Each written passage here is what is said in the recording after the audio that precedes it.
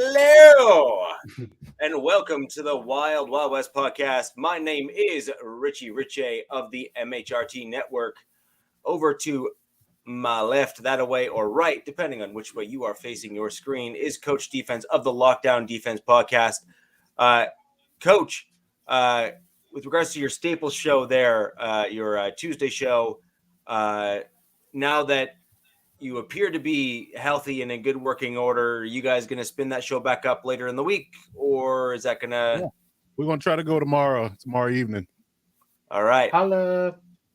All right. So, ladies and gentlemen, fans of the show, obviously, Coach Defense, you can catch his staple show, generally speak, with Coach Kurt, sometimes with some rotating guests on the show on his channel. He also breaks down all things football and, of course, goes in depth on his LA Chargers. And we have the dancing pirate who looks a little less animated. Yes, he's moving. You could catch him multiple times a week. So you guys next are saying that I was like too plastic or too non-moving. I just wanted to make sure you guys saw me move. Oh yeah, you were shimmy shaking just like on TV last weekend, there, Captain. Just like on TV. Did you get the 7-second video? Oh, I did. Oh, we saw. Okay. Yeah. And you're not going to show it? No, because we're going to get banned by the NFL like we did the last time. We got when we showed that. Remember that one episode we had the hit where we were kind of saying, "Hey, look, see, it wasn't the thing, and it looks like this." The NFL basically cracked down on our network just because apparently on screen sharing or whatever. Yeah, apparently that's like a 7-second clip and analysis about the stuff and the thing. The NFL are they're just no fun league. Yeah, no. So what fun you're saying is we're on the league's radar, huh? Yes, we are on the league's radar. We're like Kareem Jackson, right? We are exactly like Kareem Jackson. Well. Yeah. Already. So, early. Yeah. Already starting, are we? Shoot, if you're going to be starting that, I might as well get something to drink because I think I might need to be drinking heavily this show. Fantastic. Actually, that does sound like a good idea. I'll be right back because I'll go get something to drink. Just one second. As Captain is quickly pausing, well, I'll tell you what. Give me the intro and then I'll go. Fantastic. After you do Alex. Right. You can catch Captain Jack multiple times a week. Captain Jack Rackham, you can find him on all sorts of social media platforms. And for those of you who watch the Raiders games live on TV, makes multiple appearances on live broadcasts very regularly. You could see him typically in the front row dancing. That was who was with you in the game there, Captain? Alex Hollywood.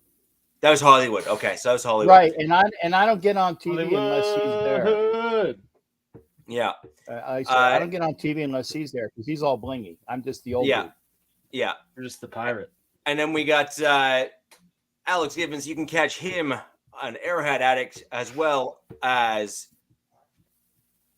I'm waiting for you to throw. That was your podcast where you talk about the Lightning Fast fantasy. There you podcast. go. All right. There you go. So that's the Staples show right after this. Coach. So Alex chopping is a out slow. fantasy knowledge. Alex is a little slow. Well, I mean, to be fair, that was a curveball from the traditional intro. So yeah. Well, I expect should have gone over that in the production meeting. Man. Yeah. So that is the Kansas City Chiefs fan there whose team is as slow as he was in the intro in this upcoming game against my Denver Broncos. But we will cover that later on in the podcast here, ladies and gentlemen.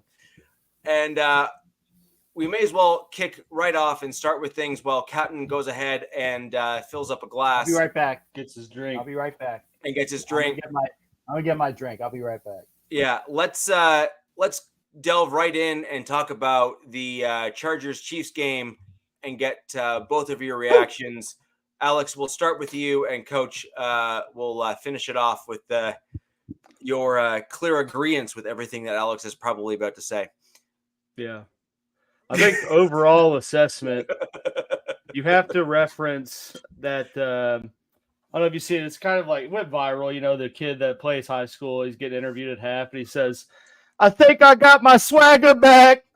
Oh, that's pretty much the theme from the Chiefs Chargers game, at least from the KC side. I mean, I feel you, DZ. Yeah, I feel like the same thing. The power button. I mean, yeah. Well, for you one hit the power button, the Chiefs offense hit the power on button, you know, for this game, at least in the first half. I think they had a pretty historical first half in terms of yardage. I mean, Kelsey had like 120 at half and kind of tapered off, you know.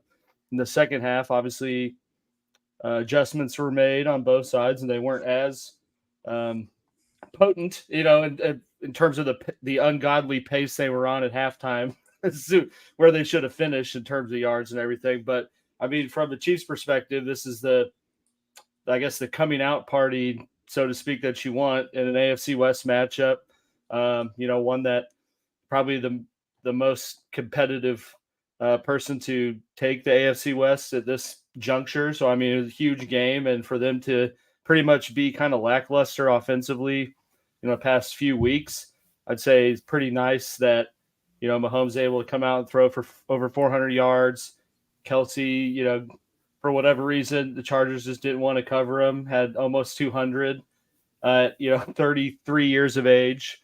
And defense continued to look pretty elite, as well as, you know, you got a Minihue in the lineup, which I think showed a pretty formidable pass rush. I mean, it sacked Herbert 5 times, seemed to always be back there creating disruption. So, you know, I think all signs are kind of pointing up for KC, and I think that was to some degree a staple, you know, AFC West game for them. And I mean, pretty much solidified their lead going through the season, barring, you know, some really unfortunate circumstance. So, yeah, not too much to be upset about from a KC perspective, other than Nick Bolton dislocating his wrists, and he'll be out for approximately 2 months. But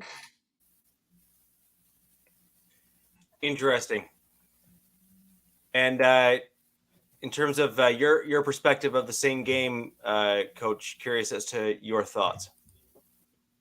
Well, I mean, it would be. I was telling Alex before the game, I said it's funny that y'all get completely and utterly healthy and get everybody back for our game, right? You trade for me and trade for Hardman and trade for Hardman, 50-yard return. Get a Minihue back, you know, all for the idea of playing us.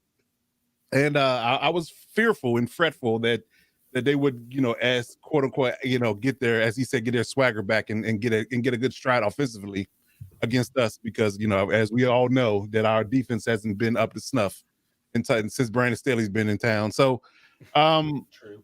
You know, a lot of questions. I mean, a lot of questions about what what's going on between his ears, to be honest. I could literally spend 2 hours breaking down, you know, what's wrong with it and what's wrong with the defense, why they play so soft in coverage, why they don't do obvious things.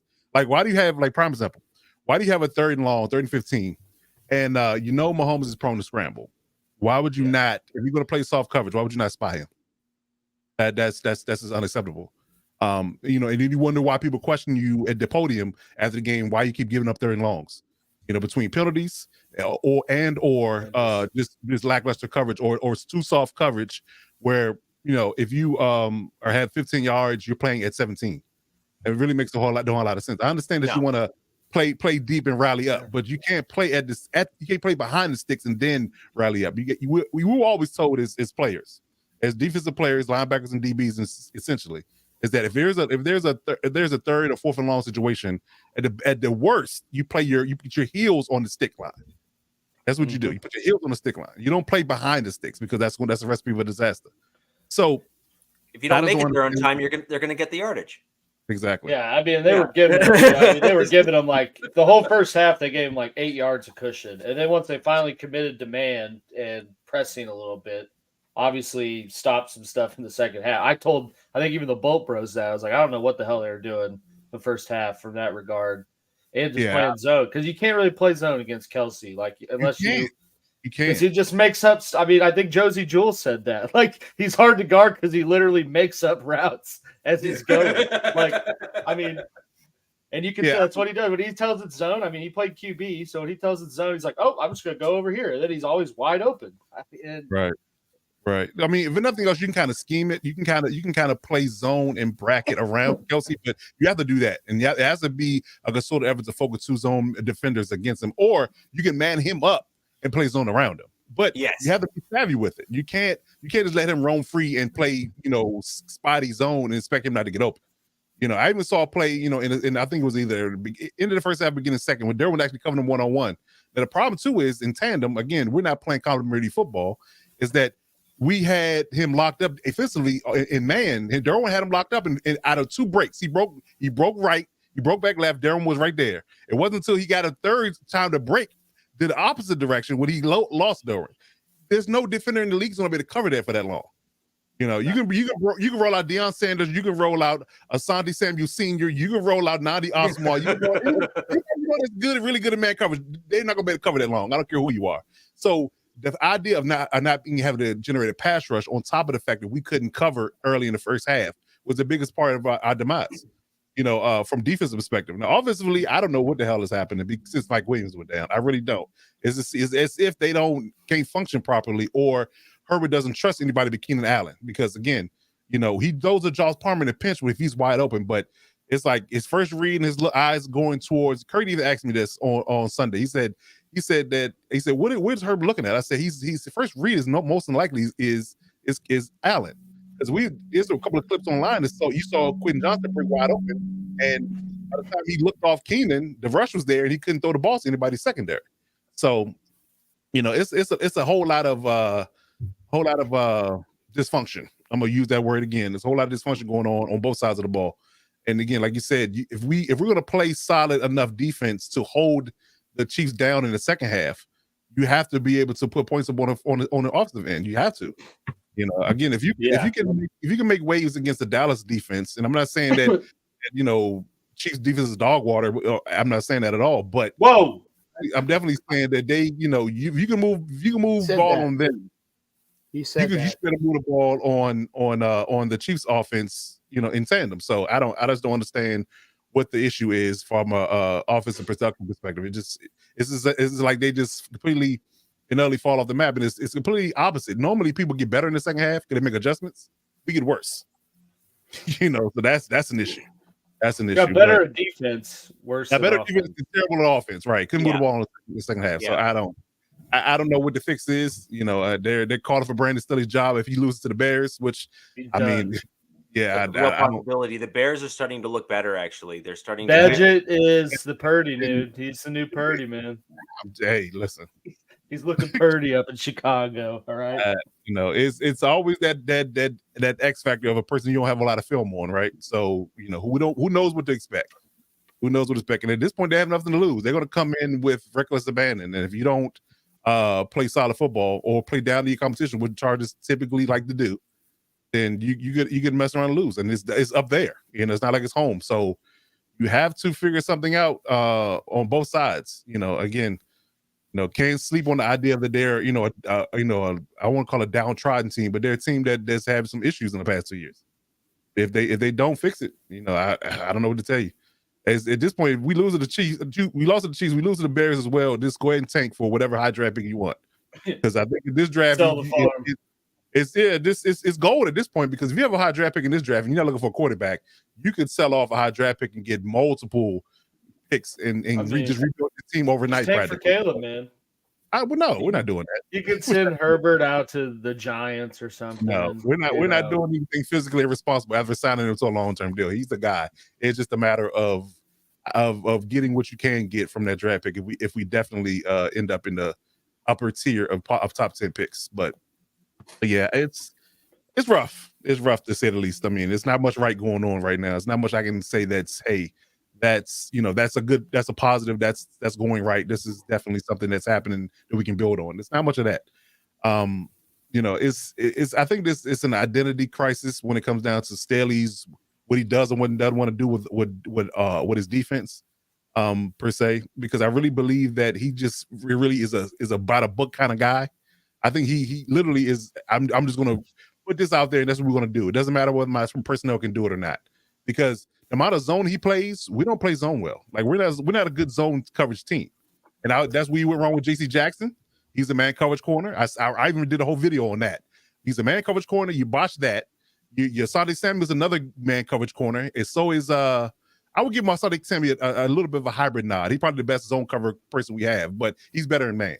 And so is Mike Davis. So again, and you're playing off coverage zone, giving up easy yardage on first and second down, which doesn't make any sense.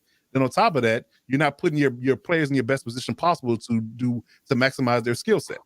That's another issue. Now I understand you can't sit up there and play man every single down. You got to kind of mix it up. But I would lean towards being savvy and getting, I get cute with my schemes in the sense where I could disguise what I'm doing and still play what I'm best at. You live one, die by it. Hell, you're getting killed now. By the way, why not just ride with the idea of what we're doing, what we do best? Let's just ride with it and see what happens. I feel like if we played man all game, we'd be in much better shape if we instead of playing this wonky zone that we have and it's not working. You're getting gashed by yards on yards on yards. So I don't know, but again, that's where it lands for me. You just don't understand what personnel level that you have, and you are honestly doing yourself a disservice by not playing to your defensive strengths. So, question for you, Coach, with regards to some stuff that came out this past week on your team with regards to the DBs and the play calls and that sort of stuff. There were some rumors that were swirling around that Staley on the defensive side of the locker room and the DB room in particular has effectively just lost them all in terms of what they're doing. One, curious as to anything aside from just kind of hearsay, if there's anything that's kind of a little bit more solid surrounding that. And two, have you seen anything on field from what you're used to seeing from your team that may, in fact, lend some credence to that? Well, I don't have any factual evidence, but you can tell people get worn out. At some point, it's and then everybody is gonna play, team ball and be the team guy to a certain degree, to the point where you get tired of getting embarrassed. So I think that's where we're at. I really do believe that. I think that certain things are starting to leak out. And you don't want things. You try to keep a tight ship. You try to keep things buttoned up. You try not to let things air out in public, right? But right. You keep getting embarrassed over and over again. Starting with the Jaguars loss in the playoffs. Let's go back to the season before that. The Raiders lost in the regular season that cost us the playoffs. Let's start there. Then coming back next season and losing that bad to the Jaguars, and then constantly losing one-score games when you make these ridiculous calls on fourth down that cost you games instead of kicking field goals and going forward when it makes sense versus not making sense. It literally could cost you a handful of games where you probably would have been in the playoffs every single year he's been there had he made more conscious decisions. You get tired of it. At some point, you just be like, okay, you're wasting my time and yours. So why are we here? Right. So I think that's where it boils down to. And I do believe that there is some rumblings around the locker room at this point. You just like, look, this dude clearly doesn't know what he's doing, and it's not working. I gave you a full on, give you 2.5 years of my life. Deadline time too. That too, but I talk now. Get out of here. Yeah, get out of here. I know Jason. Look at Jonathan Allen, right? Yeah, or whoever that was with Washington. Make it a fuss and get me out of here, right? So it could be one of those things, but I don't think he's going to trade anybody personally. But I really believe that people are just getting worn out. I'm giving you 2.5 years of my football life, and you have squandered it. So again, I'm just tired of lying. Fair enough. So that is the recap of the Chiefs-Chargers game. Going to be really, really interesting. Looking forward to see your look ahead, Coach, to see if you think it's going to be a turnaround or a turn down, I guess, at this point, given opponent. And if we didn't make right game if we by playing the Bears, but that's typically not how we operate. So we'll see how it goes. Yeah. And so we're going to move over to you, Captain, and talk about your Raiders and talk about how you guys did, what you think you did well, what you think you need to improve on, et cetera, et cetera. Well, first off, and this is the truth, everybody that was a Bears fan that we spoke to before the game, the Saturday before the game, the Friday before the game, every one of them, and I mean this, not. Oh, okay. I didn't mean to offend Coach that he blanked out. But every one of them said, "You guys are going to kick our ass." I emphatically inform this is the Raiders play down to their competition. It's historical. They've been doing it since the 70s, and they actually play better or play up for teams that are a lot better than us. Okay. And I went through the and it's been posted on several sites. Josh McDaniels has now lost to a quarterback from D2, making his first start. He has lost, I want to say 8 to 10.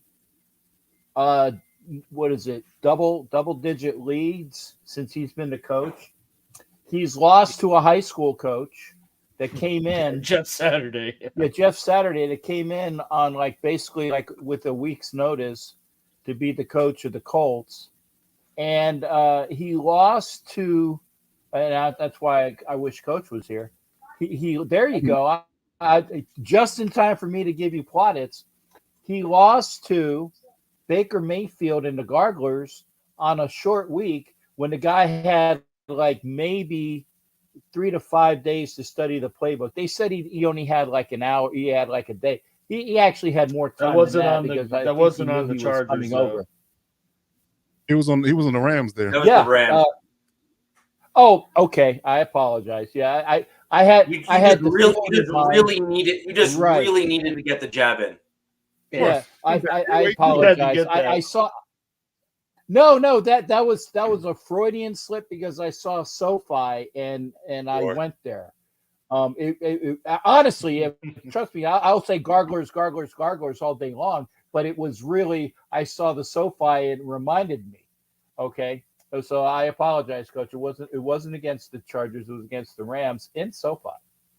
But again, these are all of the incredibly horrible losses that this head coach has had. And isn't it amazing that the Raiders hire an offensive-minded coach whose offense can't fight their way out of a paper bag, and the Chargers have a defensive-minded coach that everybody wants to string up as well, although they got a year of them extra than we do, and there's a bunch of people pounding the drum to get Staley out of town. People are pounding the drum to get McDaniels out of town, and I've been of a mind. And I've said this for quite a while. I said, give the guy a chance to put in his system and get his players and all the things there. I said the same thing, and I regret it.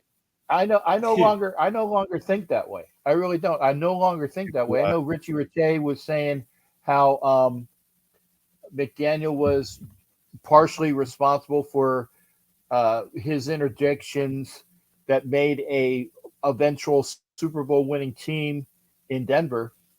But I've seen what he has done to the team, and I can't understand it anymore. It's like if you know that there are players that are against him, that's the $1 million question. That is, which coach gets fired first? It should be McDaniels, but it might be Staley or it might be somebody else that we're not even thinking about. But for him to do all of this when Devontae Adams, who granted he was being a bit of a bitch when he was saying that, well, we're winning, but I'm not getting my touches. That was kind of a bitch ass move for that. Or you had the issues in the offseason with Josh, who did eventually sign. There are reports that he is him and Hunter Renfrow just ain't getting along, and he's gone within a week. The question is, we're not going to get top value for him because everybody knows the Raiders want to get rid of him, and it's not going to be pretty. So we're not even going to get true value for a receiver that was an all-pro with over 100 catches a couple years ago. So it's good to see you there, Ref. But I mean, I can't. What is it? I can't defend the jackass anymore. I can't defend the jackass anymore. All of the stupid moves that he does. I have to defend him in the fact that he is our coach. And he is the guy that is supposed to lead this team. We had a large debate last night between myself and Peggy Holmes about the fans that are bitching for Mark to sell the team. And I'm like, it's not going to happen. Well, we're made to be a laughing stock in the league. I says, no, not Peggy, his team. there's been fans for years that have said to everybody, we need to have Irsay sell the team. We need to have Ross sell the team. We need to have Snyder sell the team. We need to have, goes on and on and on. Actually, coach's team, Spanos sell the team. And they've been bitching and moaning and groaning, and they've signed petitions and all this about the owner selling the team. So it's not that the Raiders fans have been doing it just on their own. It's something that is not unique to the Raider Nation. So she's like, I don't understand that. But I'm just saying, you know what? No. That really should be an answer, and that is both. Yeah, good. Godly gets the take on that. The over-under, what it should be is they both should simultaneously be shot. I tell you, I don't know what I witnessed in Chicago. I had a fantastic time other than the 3 hours I spent at Soldier Field being embarrassed like I was in Buffalo. I had a great time in Buffalo aside from the 3-hour ass whooping I had, but I had a great time in Chicago aside from the 3-hour ass whooping that took place at Soldier Field. The fans, for the most part, were great. All the people that were, that we had a chance to hang out with. But I don't know what the hell happened. The offense regressed even worse. I think Jacobs had 35 yards in rushing. The defense, which had been coming along for quite the last couple of weeks, right? They forgot how to tackle.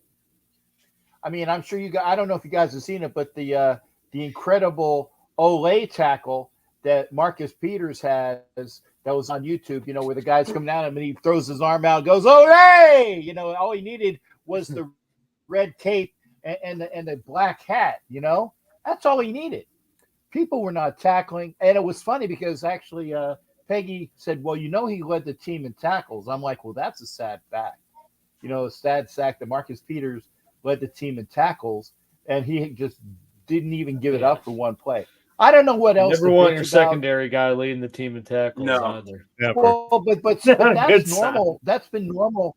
That's normal for a Raiders team, is that the guys in the secondary are the leading tacklers. And that's to tell you something, because if the guy in the secondary is the leading tackler, that means that whoever has the ball is usually getting between 8 to 12 yards on each play. Usually.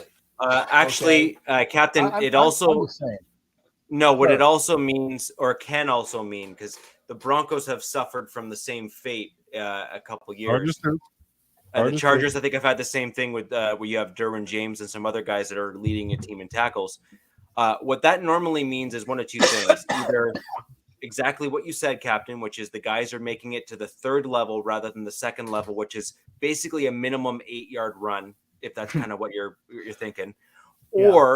Or the other thing there is that also then means that your linebacking core and D-line are so bad that your defensive coach, is having to permanently shift up likely one of your safeties or your best tackling cornerback to backfill the gap in the poor linebacking core. Look, neither are good options, right? Yeah. Like, neither are good. All are bad, but it doesn't always mean that they're getting those major gash plays. It can also mean that you're basically then, the age-old adage, which is stacking the box, right? You're stacking the box permanently to stop the run, which is not a good thing either. I'll tell you your solution, Cap. Yeah, my buddy is it's not good. It's not. Well, please do. Oh, I was gonna say my buddy's the defensive. My buddy's the defensive coordinator at. defensive coordinator at Colorado School of the Mines, which completely embarrassed Tyson Badgett last year in the playoffs. So I think we just need to get him to send that film in, become the Raiders DC, and we're good to go. Oh, there you go. Yeah, but it's a week too late on that. Whoever, I think, what is it? The Chargers played the Bears Yeah, this there week. you go. Yeah, he can Maybe come in. you might want to give him a call because it's a day late and $1 short for us. And I thought his name was Bajan. It is. Because Tyson Bagent. okay, that's Badgett. yeah. I was gonna say because we were Whatever. singing "Secret Bagent Man," "Secret Bagent Man." This was the Chicago fan that was in on my show. Great guy that he was. I don't know. I mean, it's just horrible because again, Peggy and I had a great conversation about it. Is our team sucks, and we need to keep running the Romanowski. The one where I hate to say it, but our team sucks. Raiders suck. And that's just the way it is. They suck. And there's no two ways around it. I mean, I'd like to see some wins this year. And hopefully I'll see some when I go to some of these games. But even and by the way, Smug, this is for you. I have to sell my Chiefs at Vegas tickets. And I'm actually looking for a decent price. For you, I won't break the bank on them. Like if you give me, I would say 100 over face for each seat, I'll sell them to you. And they're right next to the Raiders. Gee. They're right next to the Raiders tunnel. So I think any Chiefs fan worth his druthers would love to be looking down at the Raiders as they go in and off the field. And for you, because you're on the show with me, I will sell them $100. Actually, it'd be $200 for 2 tickets. I feel like I'm getting 200 used car overpaid. salesman right now. No, because there's no. Look over here. Look over here. By the way, Coach, F you. I put an offer out. I said I got these 2 tickets. Make me an offer. I would rather have a Raiders fan sit in the seats. You know how many offers I've gotten? 0. Everybody asked how much I'm selling them for. I said, make me an offer. Can't give them away. No, I ain't gonna give them away, but I said, give me a number, make me an offer. Oh, I don't want to embarrass you or be. I said, give me a number. Crickets. Nobody will give me a number. That's horrible. So I'm going to end up putting them on Ticketmaster because but what I'm saying, I was trying to have a Raiders person do it first because that's the type of person I am. They won't even give me a number. Yeah. They won't even give me a number. That effing sucks. Yeah. It's easy So, to there you go. You can't give them away when you lose. So, Captain, this is actually an interesting piece, and this is an unfortunate piece for you guys. If you want my honest opinion, your GM Dave Ziegler has never actually been a general manager before this appointment with the Raiders. Now, he's been senior within executive staff, so he is maybe a key contributor, for example, over there in New England, or a key contributor where he was a pro scout with the Broncos, right? Now, that's fine. He's had core roles and was a good guy and obviously knew what he was doing at the lower levels where he wasn't the true decision maker. Now, the big question here is, who is not salting the pasta water here? So what I mean by that is McDaniels putting forth guys that he wants to try to bolster certain position groups and then simply not getting them? Or is McDaniels putting forth these names that you guys now have? Ziegler's got him those players, and they're just not working out. The reason why I'm saying that is when McDaniels was in Denver, and this is like, generally speaking, McDaniels was quite good at when he was the head coach. Now, maybe this was just the scouts that Denver had, but when McDaniels was in Denver, he actually drafted some pretty good linemen. Offensive linemen. They weren't spectacular, but they were well above average. So then the question is, why are you He guys also struggling drafted at Tim that same Tebow, position though. group with your He also took Tebow Yeah, in the first round. Oh, come Sure. on. But with the Yeah, he second won a first playoff. round pick, they traded up to get him. I will at least say that they didn't blow their Yeah. first round pick on him. They just blew their second Yes. round. Yes. Yeah. So the point is that McDaniels typically believes in drafting good linemen, and he tries to draft linemen that fit within a scheme. So I think it's a true and honest question here, which is this a GM problem, or is this a head coach problem, or is this a both problem? No, I actually think it's a coach problem, and the reason why I say that is because I'm not hating on the personnel that Ziegler brought in. Okay, Ziegler brought in Mayer in the second round. Tyree Wilson actually had his first sack this year. In this past game, people were saying that he was the schlub of the draft, and I disagreed. I said that was only his 7th NFL game with maybe a couple practices before then, because he's coming off that plantar fasciitis injury. He will show, in my estimation, he will show exactly why he was the terror in college that he was. Give him some more time.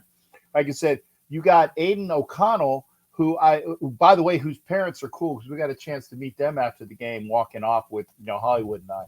And I told him, I said, I don't know why they didn't throw the kid in there. This was the game to have Aiden O'Connell start the game.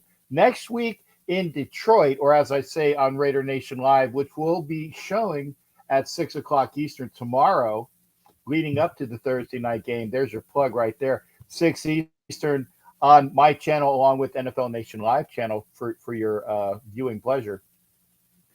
You don't throw O'Connell against a Detroit team on a Monday night that actually has a good defense.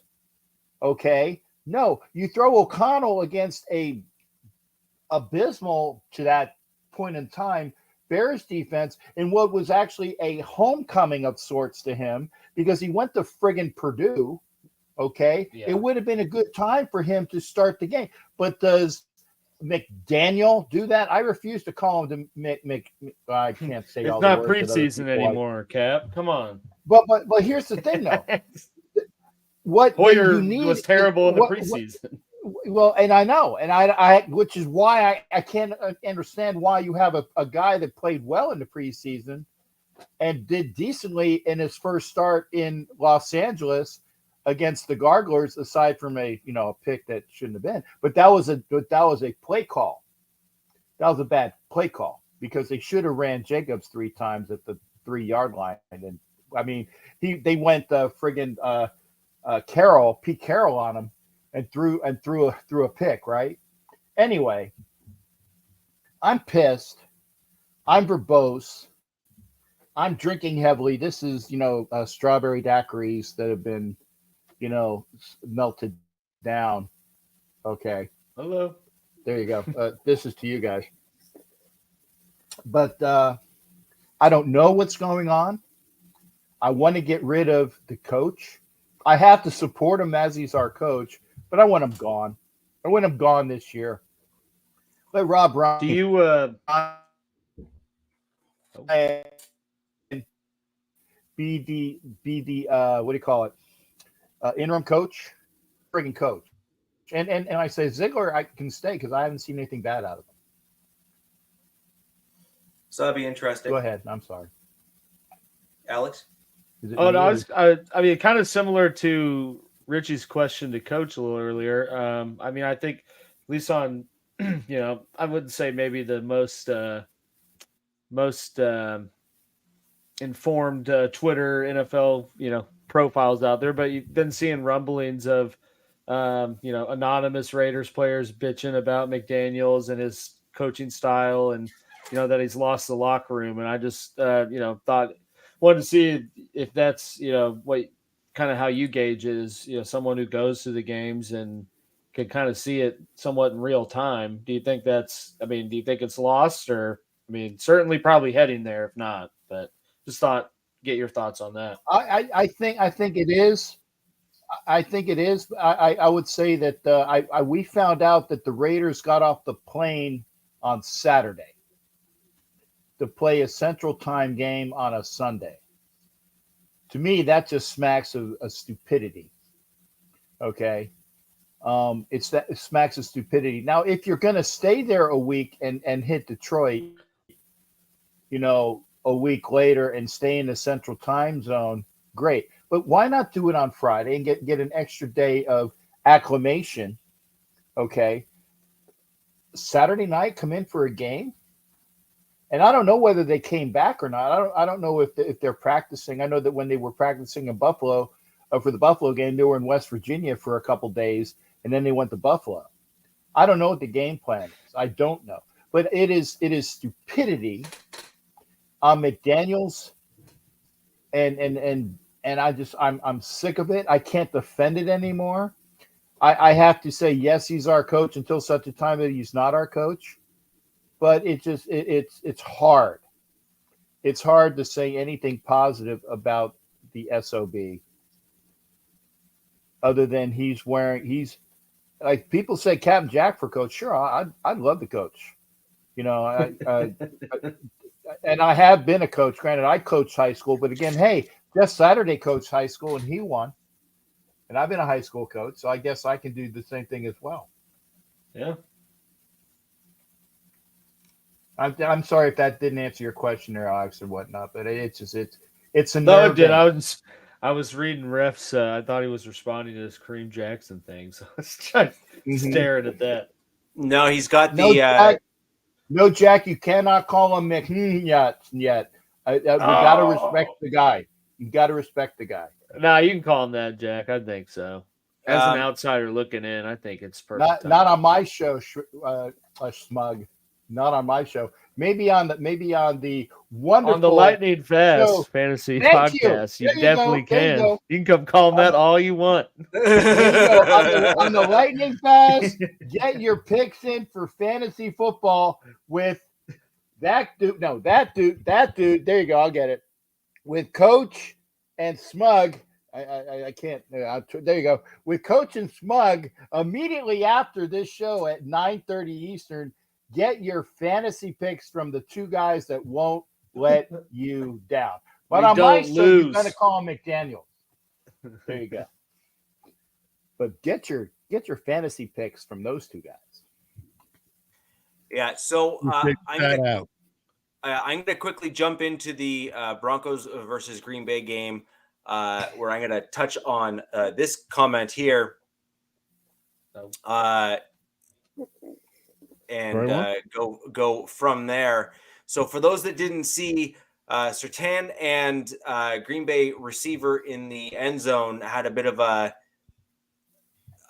catch at the same time of sorts, where both Surtain and the receiver kind of came down with the ball in their hands almost at the same time. And that was this here.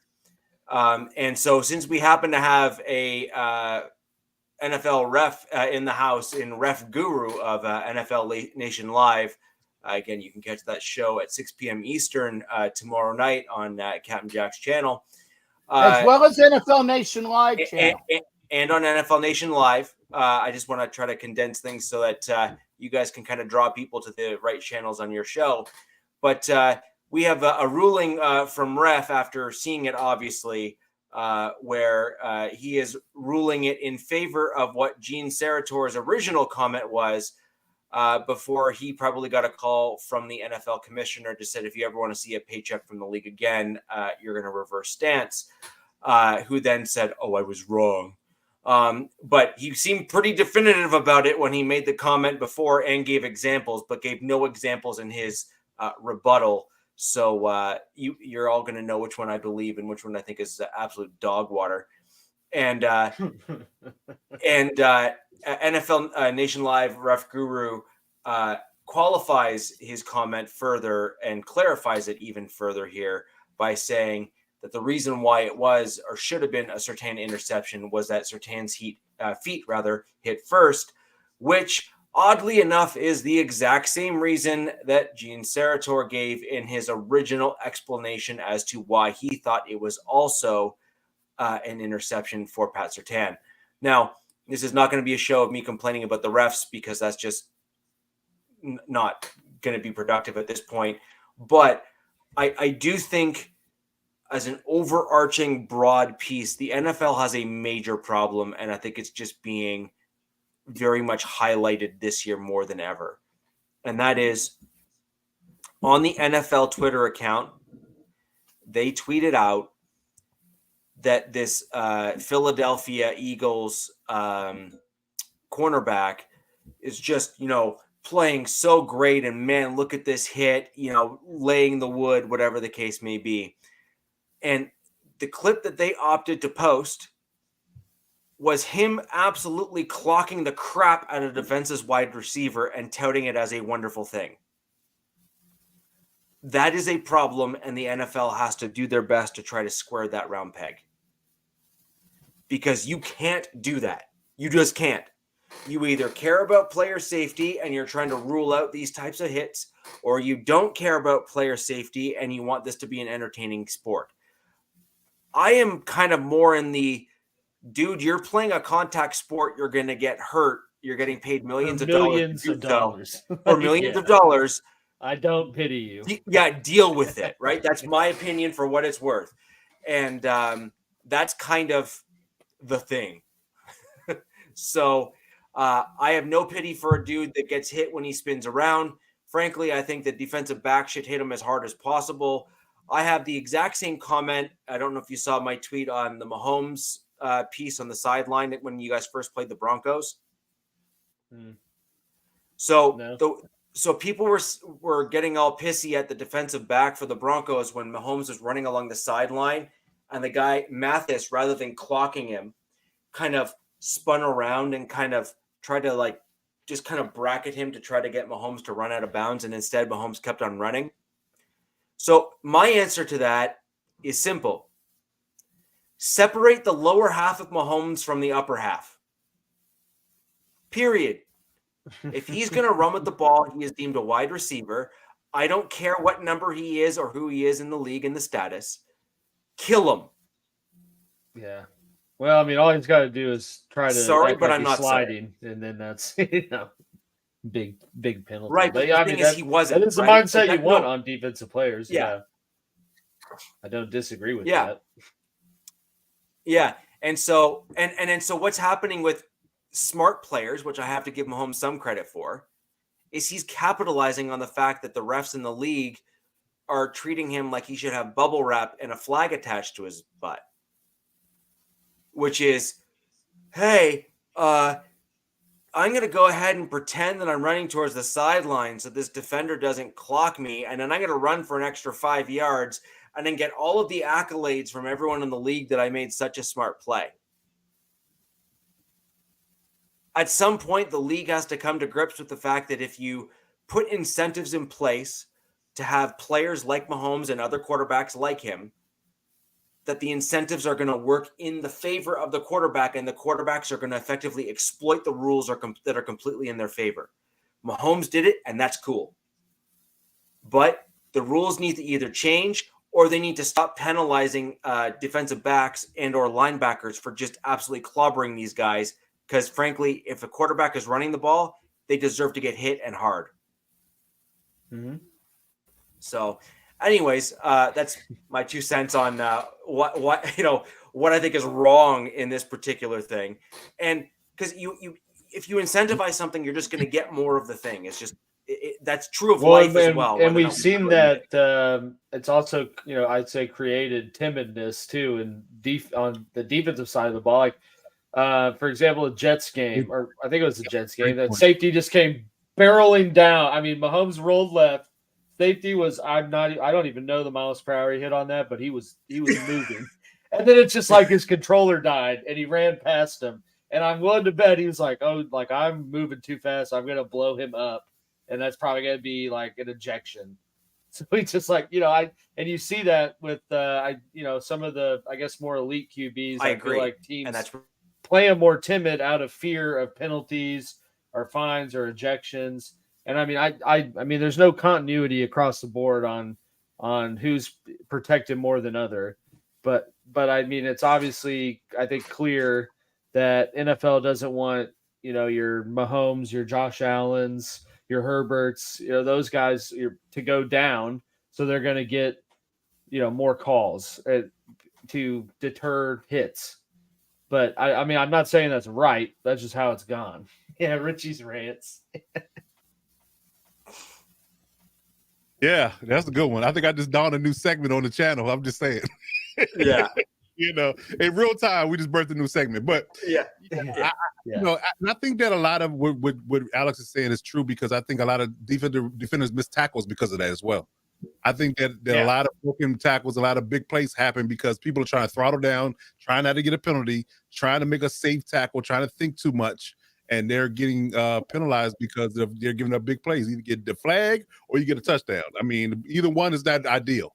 So you just stuck between a rock and a hard place. It's really rough for a defender, period, to be able to play free and fast. It's a rough ask. It really is. I mean, to the idea of you trying to make it, offensive driven game. You want to see points. You want to see people in the seats. You want to see people watching football. They want to watch defensive football. You got to have some type of balance, some kind of way. And the way it is leaning right now, it's just going to get worse and worse and worse. Matt, I actually love this as a general take. Yes. Oh, wow. That. It's true. So it's just not good. Nope. Like it's just not good. And so, the other thing that I'm noticing, Coach, to your point, and this, I actually agree with it, is watch how many DBs are tackling with their arm down and they're just kind of driving only with their shoulder. And then you're getting these bigger running backs or these more stable guys who are able to kind of level their center of gravity as they kind of absorb that first hit. They're spinning out of these hits, or I say tackles because they're not really tackles, they're hits. And because these DBs are so afraid of getting ejected, flags, whatever, they're only leading with their shoulder. They're only leading with their shoulder to say, "Well, I didn't lead with my head because my shoulder was so far up. See, look." And the flip side of it too, you have these running backs that will, I mean, absolutely lower their head. And they'll do what would be illegal on the defensive side of the ball and get praised for it, for good hard running or whatever. Or they'll lower their head and get a targeted penalty on a defender on purpose. Like if I lower my head and he hits me in the head, it's going to be a penalty on him. So they're avoiding that as well. It's another problem. Right. And they're not calling it when the offensive player drops his head like that to say helmet to helmet on the offensive player. Oh, they called it against Josh Jacobs last year. It's the only time I've seen it called too. Right. But my point is that is a rarity. Right. That is a exactly. rarity. Exactly. That literally never happens. They just picked out one particular play and say, "Hey, we called it." Yeah. They say, "Hey, and at least we did one." And I'm of the mindset. And who was the player? Yeah, what team was he playing for? And I'm of the mindset of no. Yeah, no, but I'm of the mindset of no, which is if you're gonna say that we don't want helmet to helmet hits, and that is a safety issue at the NFL, again, just like I was saying before about quarterbacks, if you're gonna incentivize helmet to helmet and penalties and stuff, I'm an offensive player. Guess what I'm gonna do? If I'm never going to get called, I'm going to drop my head so I can get those extra yards when they eventually call it and make the sacrifice of having my helmet and head cracked because it gets an extra, 10 to 15 yards on the penalty play. Right? Like it's all about the incentive structure. If you only call one side of the ball, then the other side of the ball is going to try to capitalize on it. Mm-hmm. It's just, it's an incentive structure. It is. I mean, it's an incentive structure. You got to stop it. And whatever exploit I can use, something I can use to my advantage, I'm going to do it. So if you're going to give me rules to my benefit, I'm going to milk the hell out of it. That's just bottom line. That's exactly what they're doing. The Philadelphia Eagle tush push. Hello. I bet you they don't ban it either. Because they could do we don't know. Well, they were talking about it over this past preseason and off season. I have a feeling it's going to be banned next year, or in the off I season. don't know, man. Yeah, we really need to get rid of it. And the success rate is only good for the Eagles. Everybody else can't seem to do it on a high rate, so they're going to argue that. In the fact, like I said, they're the only ones that can air quote do it because the center and the quarterback they have. If Kelsey retires next year, then it's mute anyway. Because without Kelsey, that play doesn't go. So if he's long in the tooth, so you got a couple of years out of him base, and it's going to be gone anyway. So if you don't have the right center and the right quarterback, then boom, the play's gone. It's gonna be like the Wildcat. It's just gonna phase itself out. You have to have a very specific skill set and very specific people in order to run it. You have to literally have a Tim Tebow as your quarterback to run a Wildcat. You have to. He has to be like 6'3" and 250. Like you just have to have a dude like a tank. 600 pounds, he can get 2 yards in a tush push. Yeah. But the other thing too is like the other teams that run it, they don't run it how the Eagles. Like the Eagles tighten their splits. They all get in 4-point stances. Like they do everything they can to be low. Where these other teams just like hurry to the line and put someone behind the QB and try to just push them. So It's like, they don't do it. But I mean, it's crazy that the success rate's only good for Philly compared to these other teams that have tried on primetime moments too, and failed miserably. So that kind of covers off the general piece. I'm just going to go over one or two other quick things on the Broncos game. It was almost looking like it was going to kind of hold to what I thought the prediction would be, which is like a kind of a 3 to 7 point loss for the Broncos. And then we ended up pulling it off at the end there where we actually won. It was barely a win, though, if you're going to be perfectly honest. And we saw a little bit of kind of the things that I thought would kind of show up, which is the Packers kind of gave up on the run game, but it was working. And I think if the Packers continued that, I think they would have had more success. And we also saw quite a number of kind of crossing routes and also kind of sideline posts and stuff that were working as well in terms of passes, where things kind of started failing for the Packers. They tried to get a little too cute with some of their offensive routes that did not work. And they tried to throw balls up like as jump balls. And a lot of the Denver DBs are actually quite good at batting down jump balls and tracking the ball in the air like that. You just can't do it. Yeah, and I got to say this. I had high hopes for the team, and the personnel is really good, but the team as a whole, I'm sorry to have disrespected your Raiders, Cap, saying that the Packers were so much better than the Raiders, because Jesus. I was wondering when I was going to get some plaudits here. Thank you, sir. That was a different Jordan Love back then. He's not that guy anymore. My God, he is cooked. It's ugly. I'd much rather watch a Raiders game than a Packers game right this morning. I really would. So bad. Yeah, it's so bad. And you do wonder if they modified the system a little bit, if he might look better in terms of fitting a system around him. But even then, I'm not convinced of that either. I think he's got a few traits that they just kind of fell in love with, but ultimately it doesn't translate well to the NFL. Yeah, that's kind of, it seems like that's what it seems like. Well, it's like, I mean, look at the gripe when Rodgers was there was no weapons around him outside of Devontae. They got rid of Devontae, get rid of Rodgers, and then just think Love's going to have the same success when they have not gotten any sort of elite talent around. Like the only elite pieces there are old or on the IR.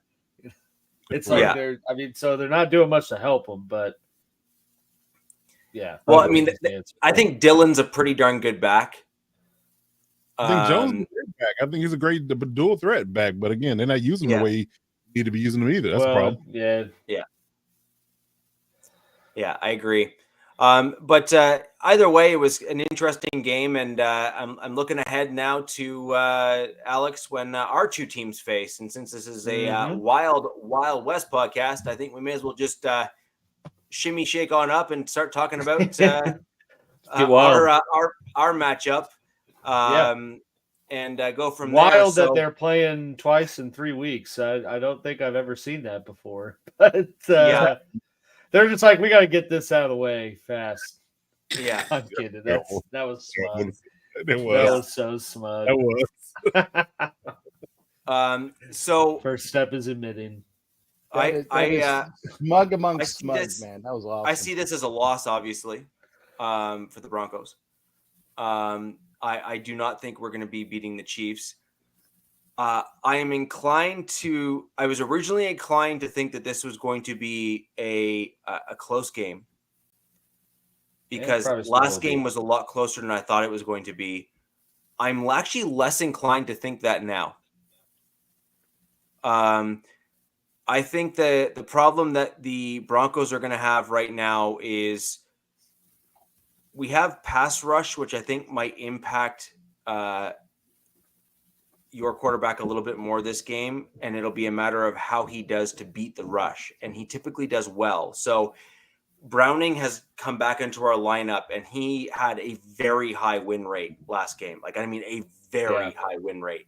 And in fact, he almost got to Love like 4 or 5 different times, and he just embarrassed people. So that will be a difficult matchup, in my opinion, for your Kansas City Chief is Browning. Where I think you guys need to start doing more is running the ball. I think you guys really need to start focusing on the run. Absolutely. Because that's kind of really where we're not doing that well. We're not doing awesome, but we're not doing well either, or horrible. We're kind of like right in the middle now. Just there. Yeah, we're just there. And I think that you guys have good enough linemen to wear down as the game goes on. The D line to kind of spark a big run and then kind of do those sorts of things, and then a seam route to Kelsey kind of plays off the run and that kind of stuff. So I think you can stack the right things, and frankly, anyone that wants to slam Andy Reid, he's literally got to be one of, if not the best play caller in the NFL. Still, he's like top 2 at the worst, right? But my God, does he love his screens at the 1 yard line? Yes, he does.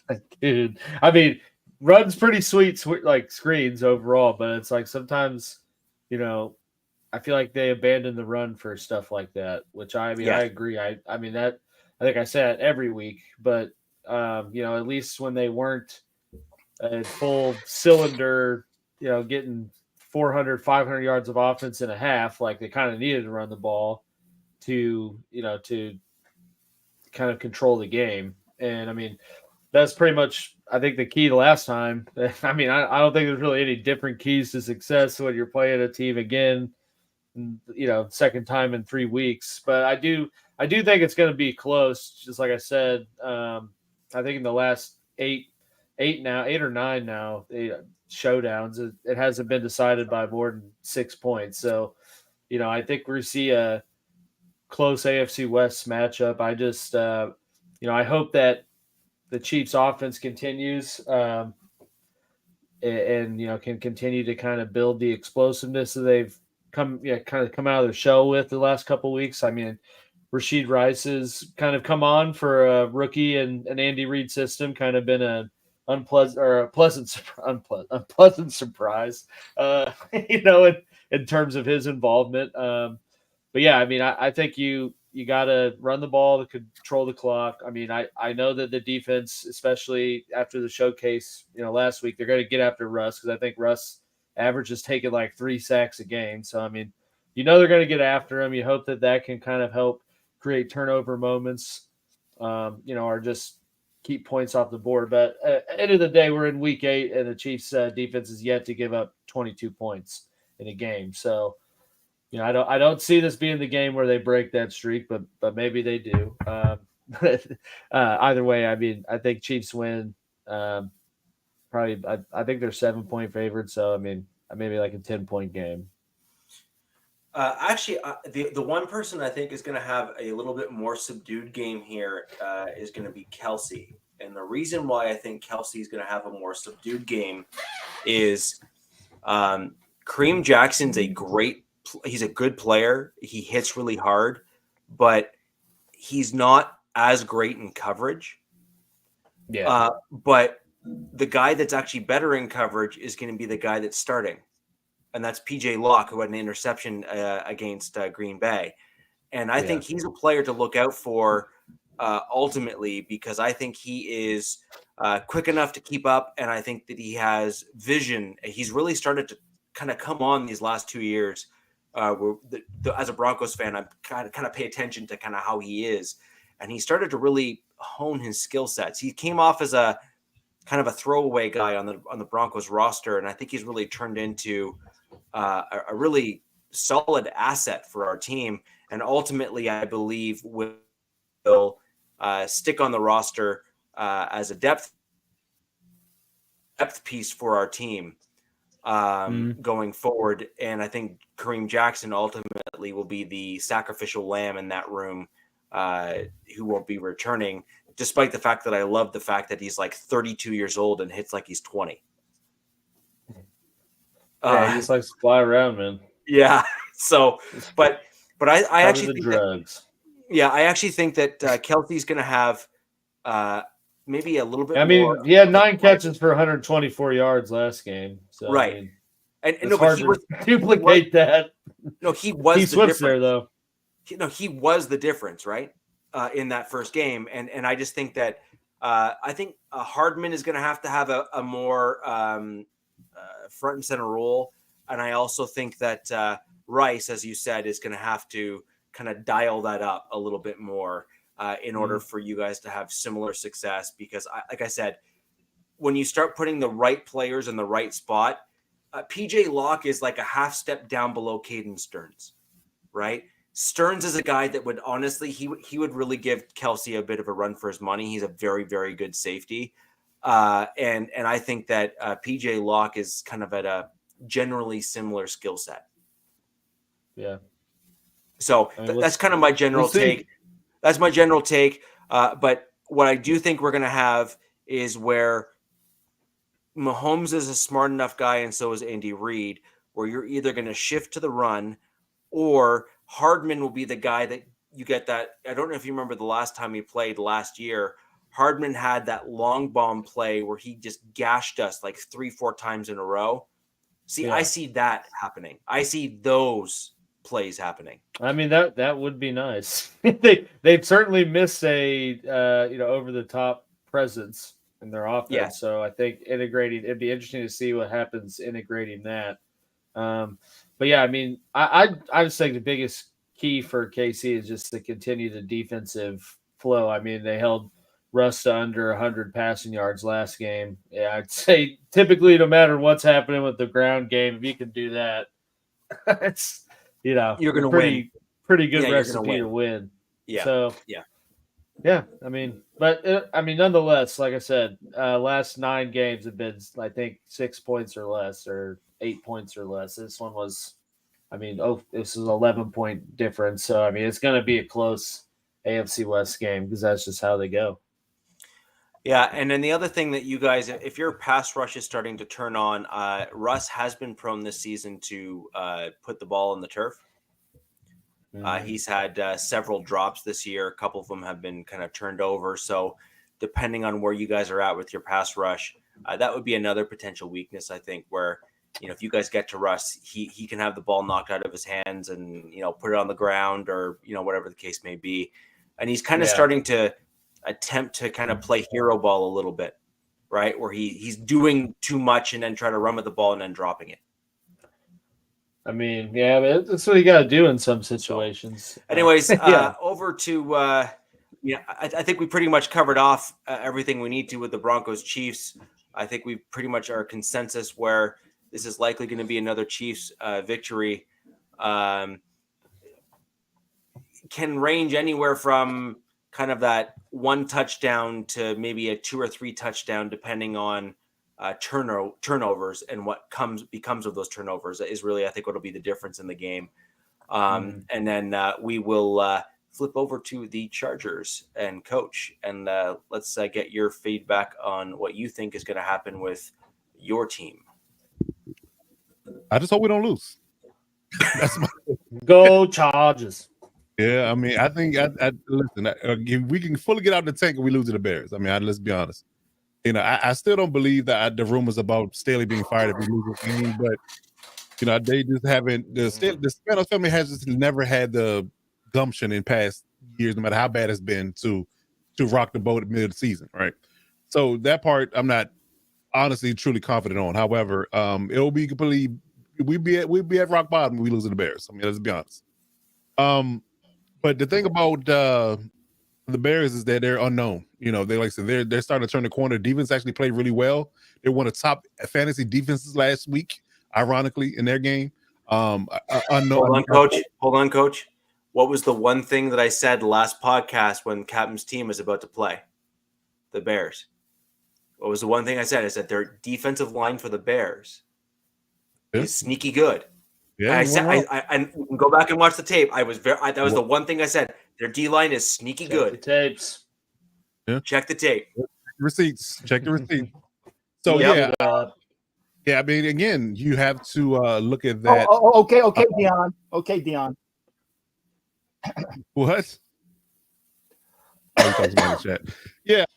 You know, again, you have the unknown of what the identity of the Bears at this moment. They're playing really good, reckless, abandoned football. They know they have nothing to lose. They're out there just caution to the wind. We're just out here playing. And they got rid of Claypool. Right. I mean, that might be the cancer. There was a stat that I saw on Twitter. Yeah, literally. The Bears all had winning records since he left, right? And Miami's lost. And the Dolphins lost. Yeah.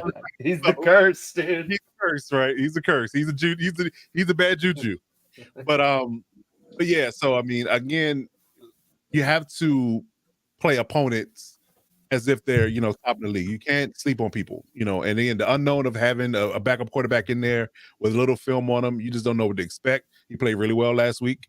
He played really well in the preseason. That's why he made the roster and as outright as a Division II quarterback rather than some other retreads that the Bears have had in past years. So you have to respect that.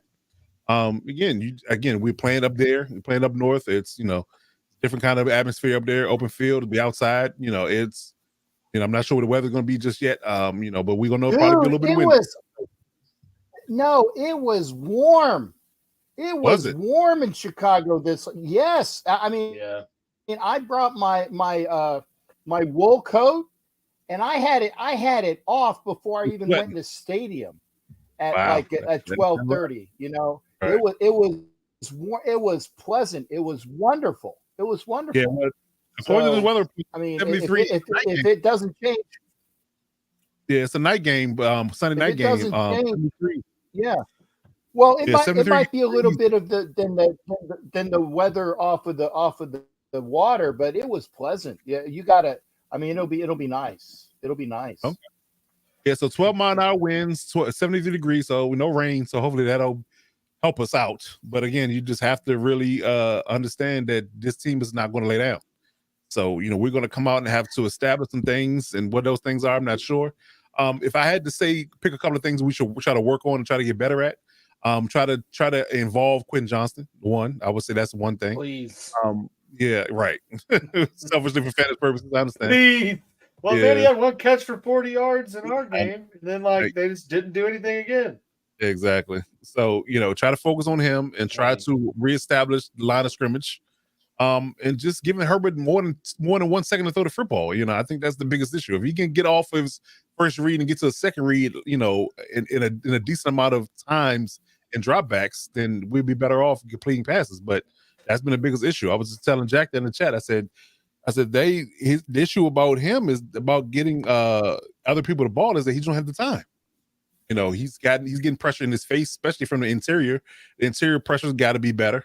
We've, you know, given up a lot of interior pressure in the last 3 or 4 weeks is right in Herbert's face. So he's having a hard time, you know, going through his progressions. You know, the tackles have been holding up decent, but the interior line hasn't been holding up. I mean, that's probably indicative of Lindsey being out. But it just got to be better if you plan to win anything. If you don't clean that up, then, you know, it's going to be status quo. And it's just going to be a broken record at this point.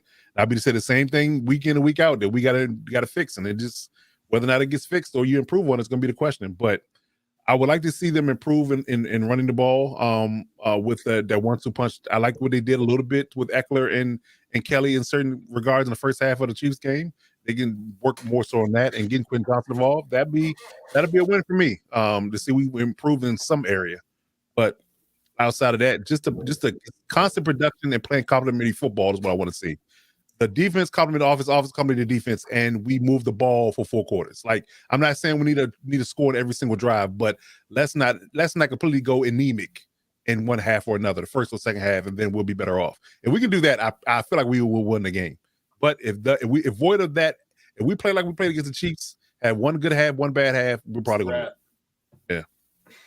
So my question for you, Coach, is with Lindsley gone, obviously he's a top-notch center. He's does he have a heart? Is like a heart thing? He's got a heart thing. Heart?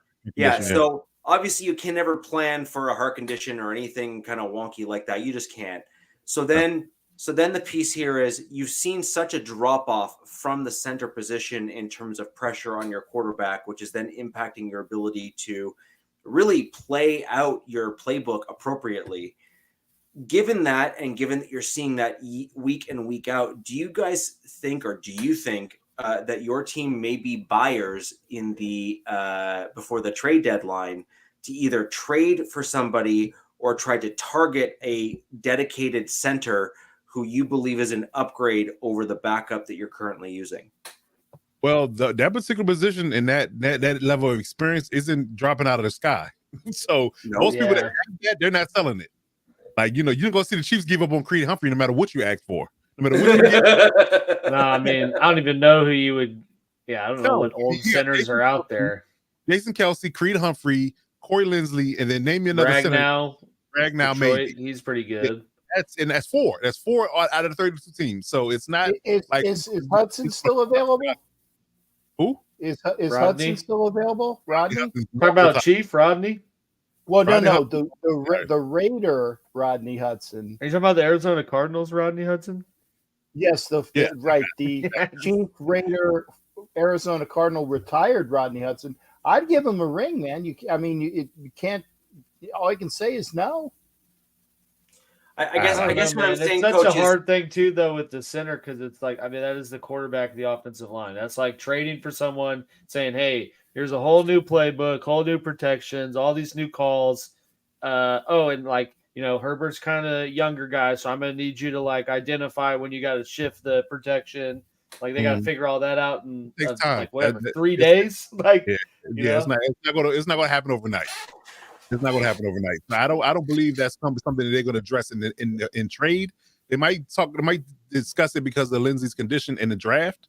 But try to groom somebody going forward. Maybe we can land a Creed Humphreys or Tyler Linderbaum or somebody like that. But I don't think they're going to address it in the season. I don't think so. I think it's going to ride what they have. If nothing else, I can see them potentially maybe using Jordan McFadden, the guard they drafted out of Clemson. Maybe utilize him because he's been doing a little bit of center, practicing center a little bit in practice. So maybe they do that if they don't feel like Will Clapp is the answer, but. I don't think they will address that right now as far as giving up any draft capital for a center just to fix that problem right now. I was only bringing it up because you can sometimes get guys that might not be, say, as good as some of the guys you mentioned, but still a step above the guy that you have. So for example, you think of guys. I don't even know where, say, a guy like McGovern is, for example, in terms of the former Broncos center. Like he would be a guy that has center experience, did really well in fits and spurts, and he may, while he's not going to be anywhere near those top 4 guys that you just said, he may still actually be an upgrade. And if you're saying that your pressure is coming from the middle, a tight end. Really a tight end isn't really going to solve your problems. A tight end is. Yeah, that's more to help the run game. I think that's what DZ is getting at. And I can see them doing that more so than going out and getting the center. But regardless, I think it's the guards. It's Salyer and Johnson. I think they're the main ones struggling. And again, they face some elite tackles. I mean, I'm not going to sit here and act like they're just letting everybody in. But, the guys on, Chris Jones, for instance, they just struggle against those particular guys. But I believe that everyone struggles against Chris Jones. Truth. Very true. So no lies detected. I would definitely agree with that. But again, I mean, they're struggling against elite talent. So, and then like I said, Herbert getting that pressure in his face. Tom Brady said it best. The worst pressure he can get is right in his face when he's trying to deliver the ball.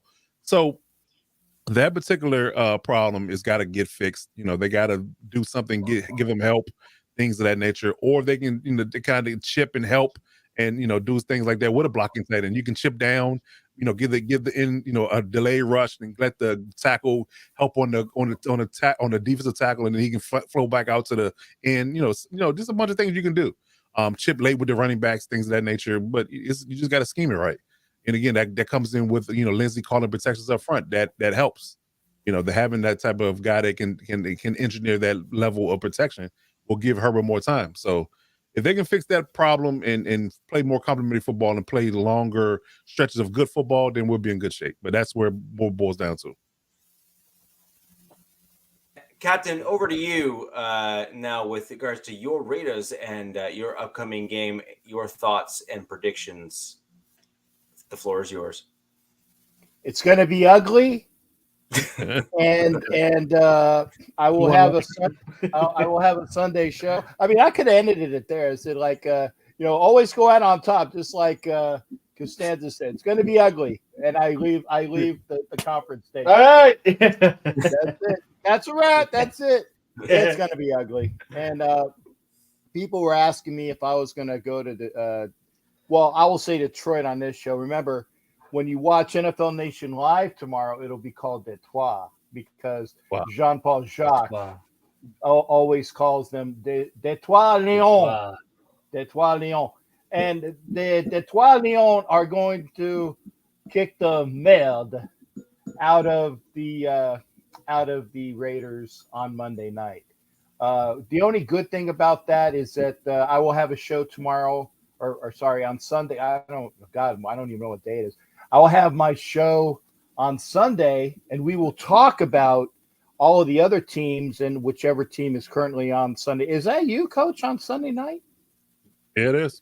Yeah, okay. We'll talk about maybe we can talk about the Garglers, and how they're doing again. God, I've dropped a lot of Garglers tonight, man. I've had more Garglers tonight than a bunch of horrors. You've been gargling. That aspect of life. I don't know. Yeah, you might want to get that looked at. You've been gargling hard tonight. You really have. But I think that I think it'll be good to have a Sunday show where we don't have to talk about a Raiders loss yet. We'll have to wait until the following week on that.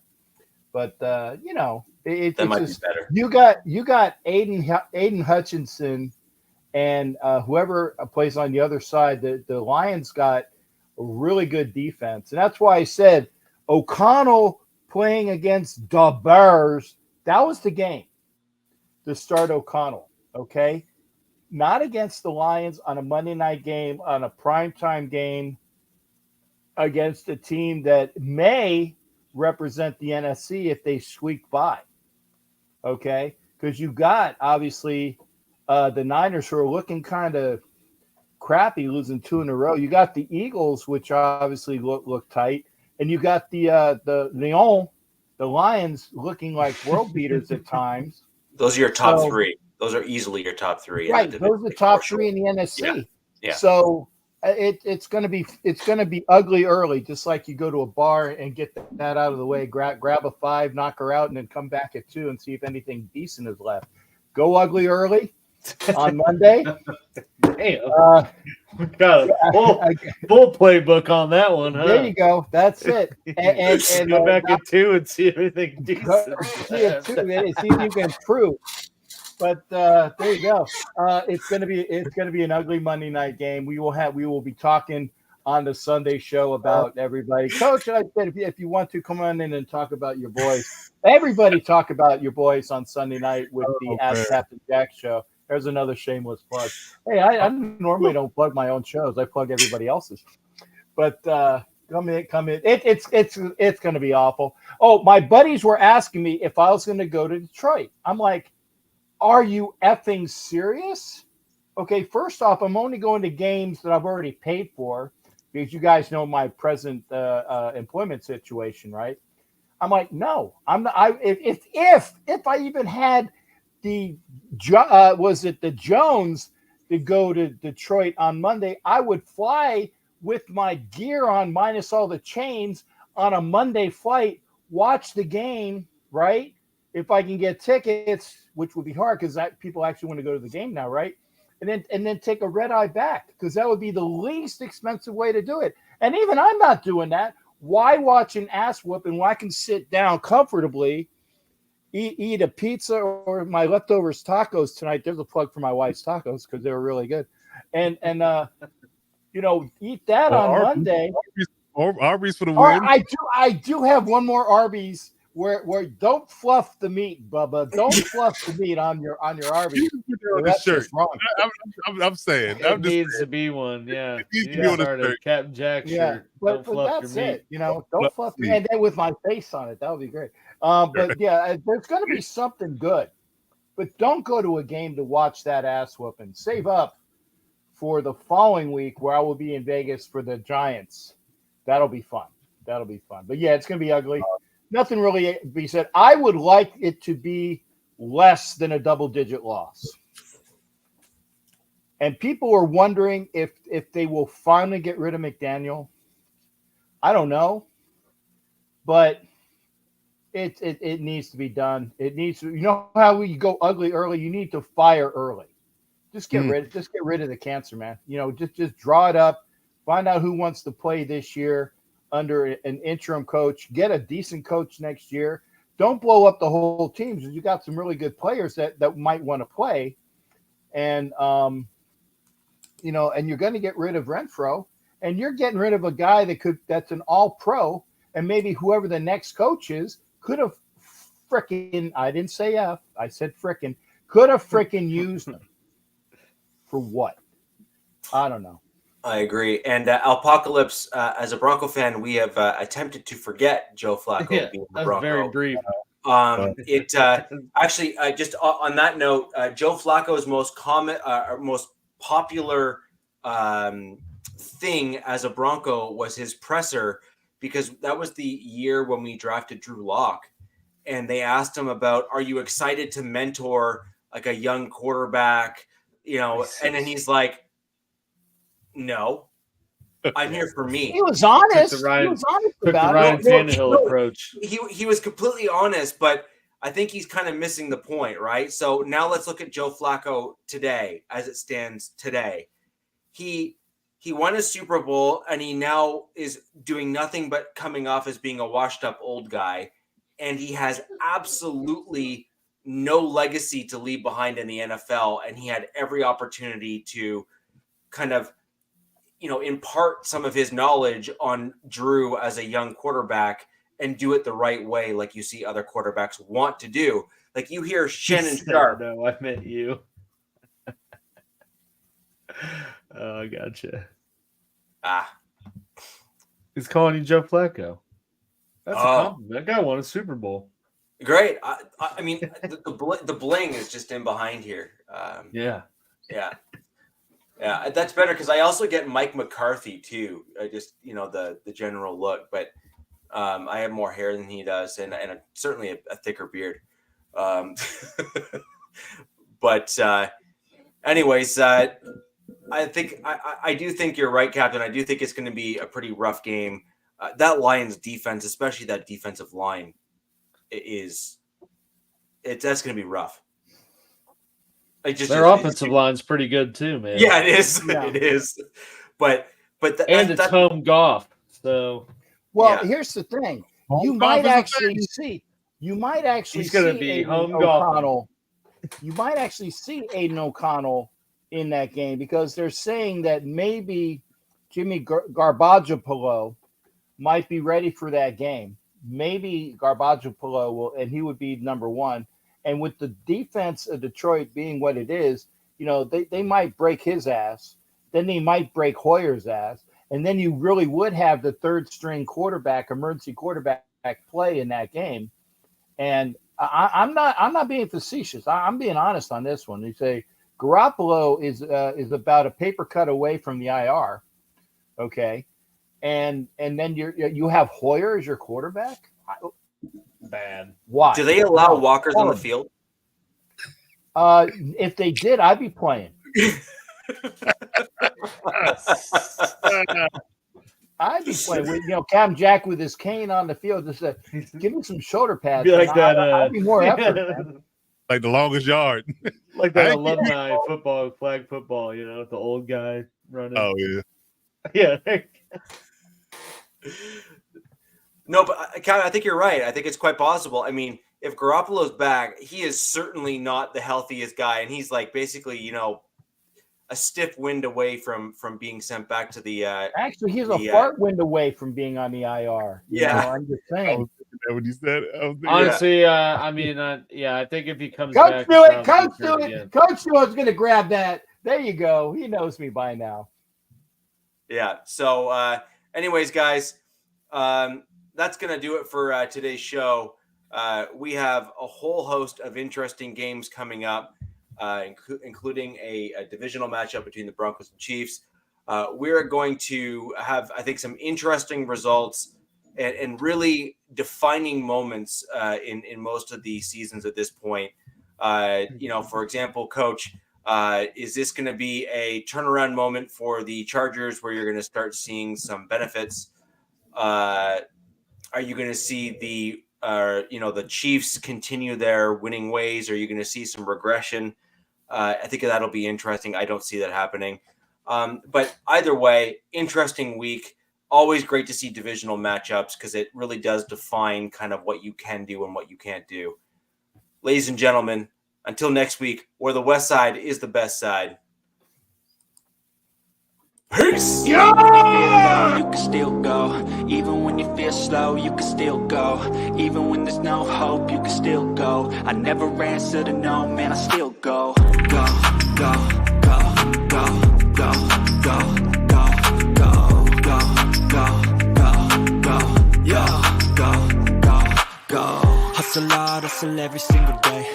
I'll be making moves till I'm buried in my grave. To the system, I don't wanna be a slave. I've been doing shit my way.